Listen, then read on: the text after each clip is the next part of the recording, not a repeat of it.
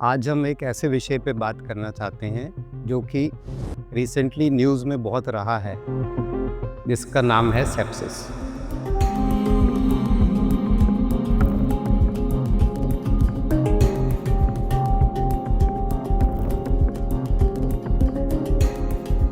सबसे पहले हम जानने की कोशिश करेंगे कि सेप्सिस क्या है। सेप्सिस बॉडी का रिस्पॉन्स है इन्फेक्शन के लिए, जो कि ज़रूरत से ज़्यादा रिस्पॉन्स हो जाता है और उसकी वजह से बॉडी में कई सारी प्रॉब्लम्स हो जाती हैं। ये एक मेडिकल इमरजेंसी है और ऐसे मरीज को तुरंत से तुरंत जो है हॉस्पिटल में एडमिट होके दवाई लेने की ज़रूरत पड़ती है।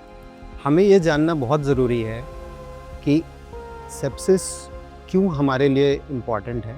इसलिए इम्पॉर्टेंट है क्योंकि वर्ल्ड वाइड जो है ऑलमोस्ट 20% डेथ्स जो हैं, मोर्टेलिटी जो है वो सेप्सिस की वजह से होती है। कभी कभी ऐसा होता है कि बिल्कुल माइनर लैक ऑफ डिफेंस, जैसा कि हमने न्यूज़ में सुना कि एक लेडी का जो है पेट डॉग के लिक से भी जो है बैक्टीरिया उसके ब्लड में पहुंच गया और उसे सेप्सिस की प्रॉब्लम हुई और उसके बाद उसके दोनों हाथ और दोनों पाँव का एम्पुटेशन भी करना पड़ा इसकी वजह से।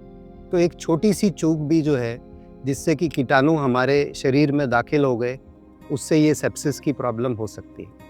अब सेप्सिस की रोकथाम कैसे की जाए? रोकथाम करने के लिए सबसे पहले सबसे इम्पॉर्टेंट है प्रिवेंशन। प्रिवेंशन में हमें क्या करना है? हमें अपना हाइजीन मेंटेन करना है, जिसमें हैंड वॉशिंग बहुत इम्पॉर्टेंट है, जिसमें ये इम्पॉर्टेंट है कि अगर किसी को इन्फेक्शन है तो हम उससे एप्रोप्रिएट दूरी बनाए रखें। अगर मास्क की ज़रूरत पड़ती है तो मास्क का इस्तेमाल करें। दूसरा है कि जल्दी हमें पता लगे कि हमारे शरीर में जो है सेप्सिस जैसी बीमारी हो रही है।